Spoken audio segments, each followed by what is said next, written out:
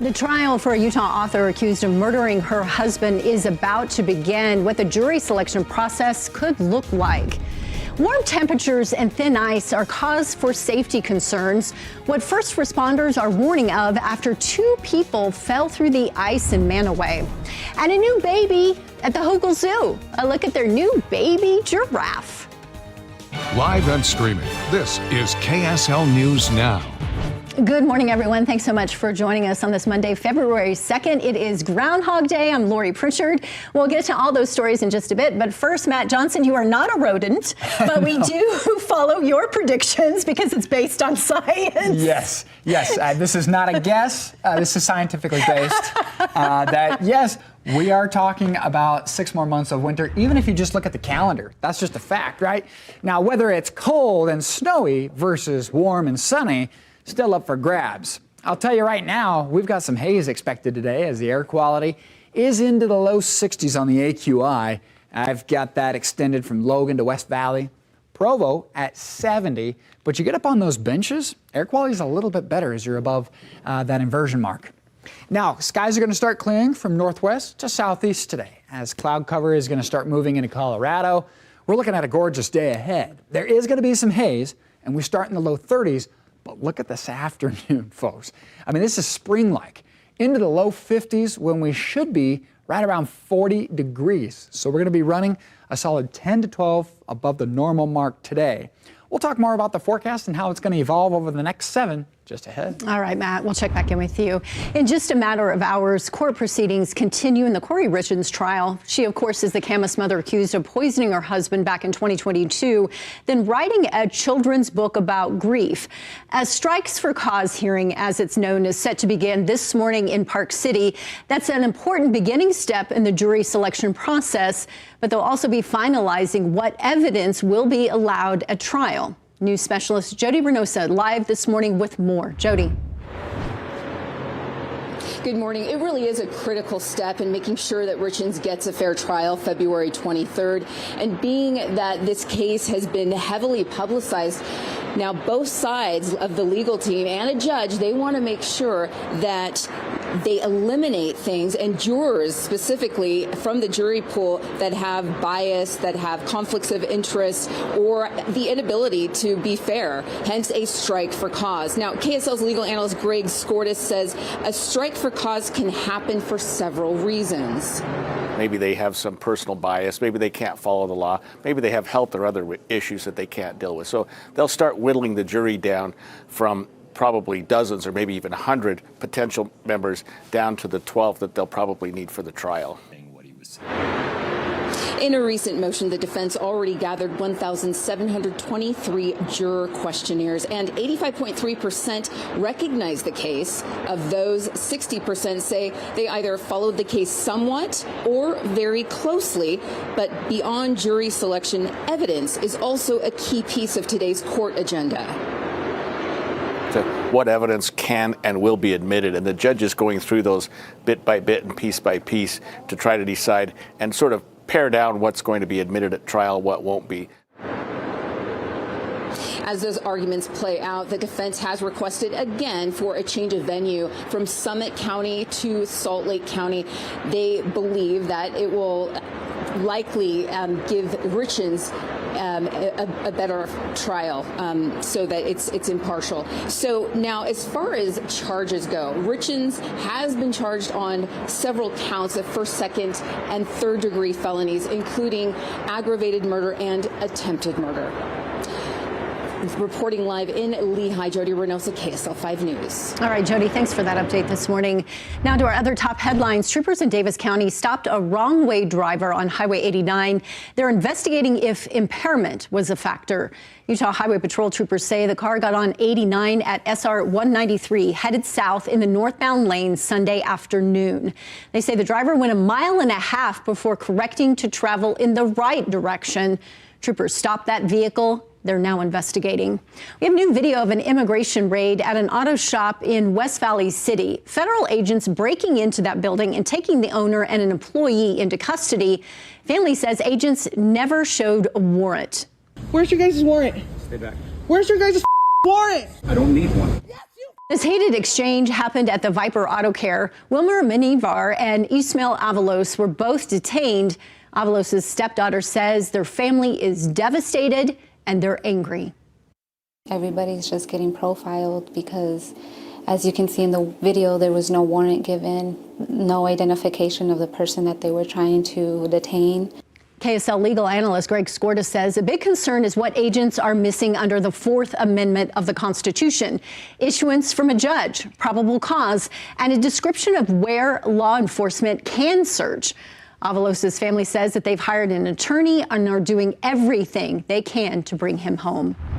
This morning, the U.S. government is still in a partial shutdown as we await a vote from the House of Representatives. Tomorrow, the House is expected to vote on the funding package that passed through the Senate last week. This legislation backs most government agencies through much of the year, except the Department of Homeland Security, which will only get funded for 2 weeks while lawmakers work to reform DHS's immigration operations. Experts say travel could be hindered and some people might not be able to get certain federal loans to buy homes or even operate small businesses. And here at home, Utah Governor Spencer Cox signing the first bills of the 2026 legislative session. The governor signing 10 different pieces of legislation, 9 of those dealing with the budget. The final bill is for an expansion of the Utah Supreme Court. It will add 2 justices to the court, bringing the total from 5 to 7. Supporters say this increase will help speed up legal proceedings and deal with a growing caseload. But opponents accuse the Republican majority of trying to pack the court in favor of rulings friendly to their agenda. Despite the governor signing this bill, the expansion isn't a done deal. Lawmakers have yet to appropriate several $1 million in funding to construct new chambers and pay salaries and benefits for the judges as well as their staff. All right, let's get to Matt Johnston now and talk about our forecast. We've been having this string of warm temperatures. Will it continue? Yes. Really nice weather if you like to be outdoors and you like the mild weather. If you like your summer drinking water, well, it's not the best. It's easy lifestyle-wise, but come summer, we might be wishing we had those storms.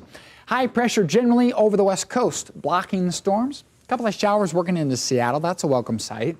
But on the backside is where all the cold, stormy air is. It's 29 in Atlanta.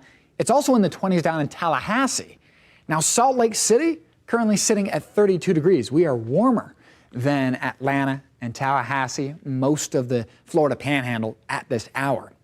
Rest of the state, more 30s, right around the freezing mark for the Wasatch Front, a 28 in Moab and 41 in St. George. Pretty generic February morning. In fact, it should be a little bit colder actually at this time, but we'll take it. 67 in St. George, 52 in Salt Lake City. Dry weather expected today and the next 7. Wait till you see what the temperatures do over that same time period. We'll talk about that and the snowpack situation coming up. We'll check back in with you, Matt. Thank you. 3 people are in stable condition after a T-bone crash in Ogden on Saturday. Police say a car ran through a red light at the intersection of 17th Street and Washington Boulevard. Investigators believe impairment was a factor in this crash. No word on any charges. 1 person was airlifted to the hospital on Saturday after a crash involving a semi in Washington County. This happened on State Route 18. According to Utah Highway Patrol, that person was seriously hurt but is expected to survive. Investigators have not yet said anything about the cause of this crash. A high-speed chase through 2 northern Utah counties. According to investigators, a Manaway police officer tried to stop a car for speeding on Saturday. Officers say that suspect fled into Cache County and then back toward Brigham City. Utah Highway Patrol troopers and Brigham City police deployed spike strips, and the driver kept going. That chase was called off for safety reasons, but a trooper was able to stop that suspect in Brigham City and take them into custody. And in Manaway this morning, first responders are sharing an urgent safety warning after 2 people fell through the ice into freezing water at Manaway Reservoir. Officials say the problem, temperatures have just been too warm, so the ice isn't thick enough. Especially when temperatures get into like the 40s, 50s, it becomes more of a safety hazard. In this rescue, emergency crews say a man and woman fell through the cracking ice just before 1:30 Sunday afternoon. A witness saw them fall at the same time, immediately contacted 911. Police got there first, and they threw out rescue discs, much like a Frisbee, with ropes. We help pull them in and help them to I roll in on their stomachs after that so that we don't have any further breakage of the ice. Jen Packer, who is captain of the Manaway's volunteer fire department, says her team got there in 9 minutes. She said the man and woman were very cold by the time they rolled onto shore, but once they warmed up, they were medically cleared and they went home. Officials using this as a reminder that if you plan to go out onto the ice, you just need to make sure it's at least 4 inches thick to be safe. Good news to all those who commute from Tooele County to Salt Lake on I-80. A new 3rd lane on the road is opening today. UDOT says they don't have an exact time on when it will open since there are several factors, but they promise it will happen today. They also say despite this milestone, crews are still not completely done with construction, so just be aware of people still working on the shoulder through spring. And happening today, Salt Lake Community College is hosting a slew of blood drives to help with a national blood shortage. All day, there will be a blood drive at the school's Redwood campus. They will have more blood drives tomorrow through Thursday at their other campuses in Salt Lake, Sandy, and West Jordan. If you'd like to donate, you can schedule an appointment through the Red Cross and use sponsor code SLCC. The Red Cross says last week's winter storms impacting nearly half the country forced 600 blood drives to be canceled, and that the need for blood is large right now.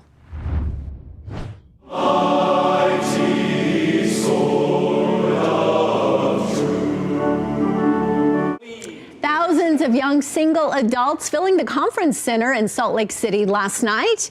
They gathered for a devotional featuring Elder Patrick Kieran, a member of the Quorum of the 12 Apostles for the Church of Jesus Christ of Latter-day Saints. It takes action, it takes vision, it takes selection to put the things we need to emphasize into our spiritual foreground that we might eclipse those fears, those anxieties, many of which are absolutely real. Elder Kieran, along with his wife Jennifer, spoke to the crowd about overcoming fear with faith and finding joy in our lives. The meeting also marking the 100-year anniversary of the church's Institutes of Religion program. The Lake, a new documentary focused on the Great Salt Lake, received a big award at the Sundance Film Festival. A jury gave it the Impact for Change Award. This film digs into the science of what could happen if this lake dries up and how it could affect Utah's population. KSL spoke to the documentary's director after it premiered on Monday. Really think that if Utah can do this, it's a blueprint for the rest of the country and the rest of the world. And I think that means that makes this story so much bigger. Utah leaders said that they're trying more and more to save the lake, but they also need to be better at communicating those efforts to Utahns. And we bring in Matt Johnson right now, and we're in trouble if we don't see more snow in the coming weeks. Yeah, one thing we really rely on to help the lake is the snowpack. And right now, it's not looking good. You can see a lot of the snowpack is above mid-mountain, right? Mid and lower mountain, there's not much to be found. We have received decent rainfall. In fact, as a state, we've picked up 90% of what we expect precipitation-wise to this point. Snowpack, 57%. That's the lowest as a state since 1981. That's when records began. 67 of 139 measuring sites are at their all-time lowest since 1981, and statewide reservoirs sitting at 66% capacity. So we would like to get the storms going as soon as possible. Turn on the faucet and leave it on through March. We'll see what we can do, but high pressure parked out over the west is not going to make that available. You'll notice these high clouds moving off to the east today. A beautiful day ahead. I mean, a little bit of haze, but temperatures into the low 50s. It's going to feel a little spring-like this week, folks. I got you down for Tuesday afternoon, clear skies, but a couple of snow showers out there in the Colorado Rockies. That'll be the nearest activity for the next 7 days. This is Wednesday, clear skies, beautiful day out ahead. Central Utah, how about 54 in Fillmore, 55 in Richfield, pushing 60 in Green River. They're having second thoughts about starting the watermelon and cantaloupe already, right? 55 in Panguitch, pushing 70 in St. George, across the northern region. We've got a 42 in Montpelier and a 51 in Evanston. Across the Wasatch Front, we are going to see a little bit of haze today, but how about some temperatures into the 50s? Very spring-like. St. George, spring-like is an understatement. I mean, we're pushing 70 a few days here throughout the 7-day. Wouldn't be surprised if we trend a little bit warmer as more model data comes in today. Wasatch Front, 52 today and tomorrow. Mid-50s Wednesday, Thursday, upper 50s expected for your weekend. In fact, you might be headed over to friends and family houses on Sunday for the Super Bowl to watch it in T-shirts. It's just crazy. All right, Matt, thank you. The opening ceremony for the Milan Cortina Olympic Games is just a few days away. We have a team in both Milan and Cortina following all of the action. And here in Utah, we're getting ready to celebrate the 250th anniversary of the United States. But in Italy, history takes on a whole new meaning. Just take the Duomo in Italy, in Milan, as an example. There's one in Florence, but there's also one in Milan. Construction on this one started back in 1386. It took 600 years to complete this cathedral due to changing leaders, changing religious leaders, and funding. 600 years, yeah. It's because Italians like their coffees, you know. They took a lot of breaks to the reconstruction, and yeah, that's why it took so long. No, it's because Milano went through a different situation, heavy periods, times of war, famine, political instability, and for the sheer size of the cathedral as well, the project was heavy to build. And an intricate and a vision of the new era coming. That's what they want to put Milano on the map of the world with the construction of the cathedral. It has over 130 spires and 3,400 carvings. Now, Milan shares something else in common with Salt Lake City. The Duomo is the center of the city, and the roads radiate around it, much like Temple Square in the center of Salt Lake, and the roads are in a grid around it. And over in Cortina, our own Matt Gephardt says Cortina is bigger and older than Park City, but similar in some ways. Everywhere you look, there's high fashion, including Prada and Gucci, which are iconic Italian fashion houses. It's also very customary to see people walking down the streets in ski boots or carrying a snowboard. Events like bobsled, curling, luge, and skeleton events will be taking place in Cortina. And something unique about this Italian town? It's hard to lose track of time in this town. There are churches everywhere, and they all have bells. Yes, they do. Matt says aside from construction touch-ups, Cortina is ready to host its second Olympic Games. And nearly a third of Team USA's 200-plus athletes competing in Italy have ties here to Utah. And the Utah 2034 committee is also in Milan Cortina, using it as an opportunity to watch and learn.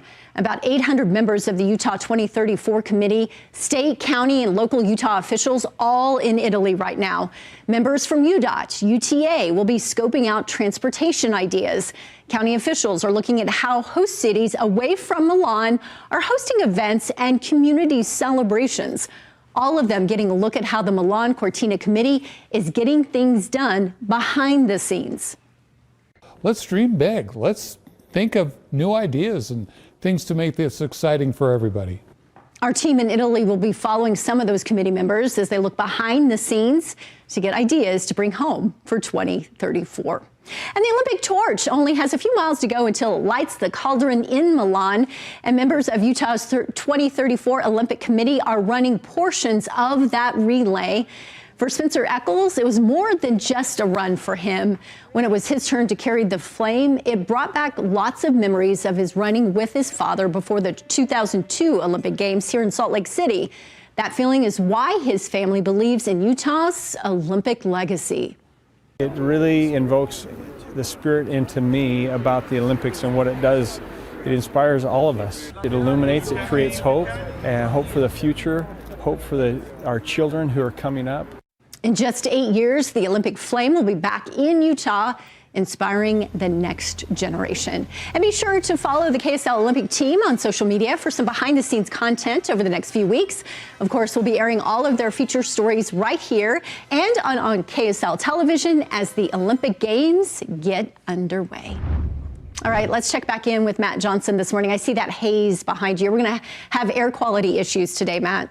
Yep, your daily dose of haze here in the Salt Lake Valley. You can see that blanket just draped over.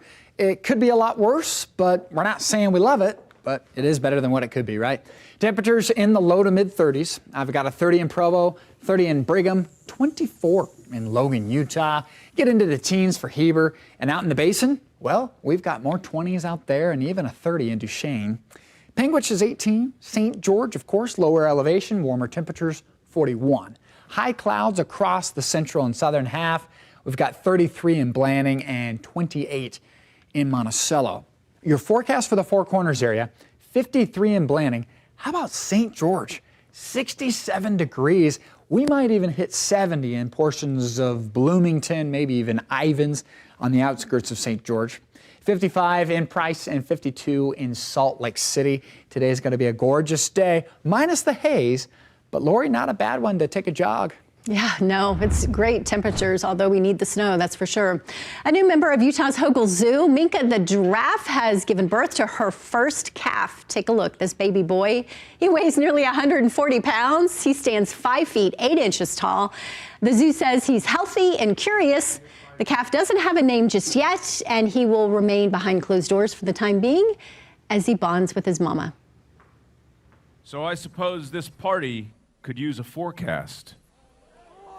It is my job this February 2 to look to the skies and report back to you that there is a shadow here on my ground. 6 more weeks of winter abound. I think we can all get behind this because we need 6 more weeks of winter here. Punxsutawney Phil has spoken. It looks like we are in for those more weeks of winter. Phil, with the help of his inner circle, made the forecast just a few minutes ago from Gobbler's Knob, a small hill just outside of Punxsutawney, Pennsylvania. Phil has been forecasting the weather since the late 1800s. He's a very old groundhog, by the way. According to the National Oceanic and Atmospheric Administration, Phil has only been right about 35% of the time. But we're true believers. We actually believe in Punxsutawney Phil and Groundhog Day. And also we want to help support our community and make sure that Phil continues on. It's a party in Gobbler's Knob right now. Punxsutawney Phil is the most famous animal meteorologist, and his first day on the job was back in 1887. The tradition was started by Germans settling in Pennsylvania in the 18th and 19th centuries. The tradition of Phil forecasting the weather is carried out by Punxsutawney's Groundhog Club's Inner Circle. So that's a group of local dignitaries and top hats who make sure that this legend lives on. And Bill Murray is among them, right? Thanks so much for joining us for this segment of KSL News Now on this Monday morning. We leave you with a look of Salt Lake City waking up on this February 2nd. Have a great day, everyone.